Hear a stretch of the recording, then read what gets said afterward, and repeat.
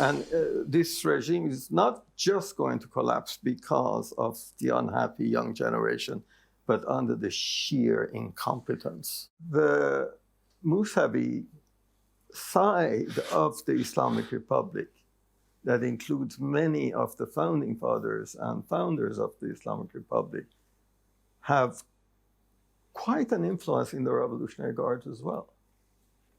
That is where you hear the bones cracking. The Revolutionary Guards have 3 verticals and 2 horizontals. There's a side of them that manages complex weapon systems, advanced management courses. They're like the regular military. So their values are nationalism, meritocracy, order, like the regular military.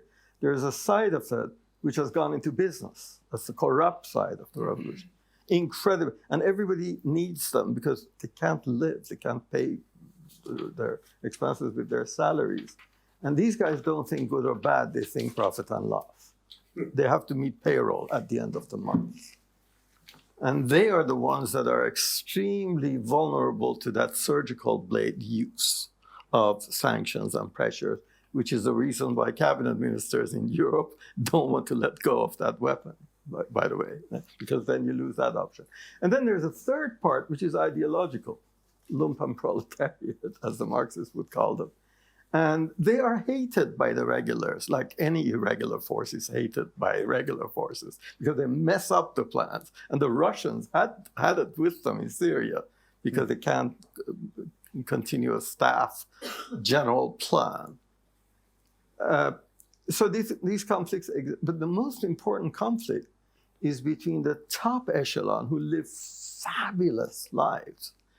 Their homes in La Vizan, their palaces, and then the bottom 7 deciles of, in terms of income of the Revolutionary Guards that can't meet their daily expenditure.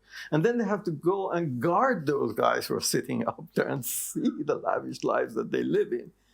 So these are, the second leading indicator that I look at is the shape of the curve, not the slope of the increase of money supply.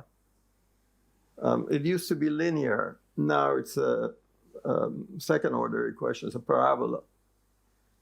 And they have to do this. They have to print money to keep the banking system alive. Otherwise, the entire banking system, because of the overwhelming government debt to others who cannot pay their debts to the banks, including the power generation system, which means that the richest country in the world in terms of gas, natural gas, ran out of gas in ordinary homes in the middle of the winter because they can't pay their bills.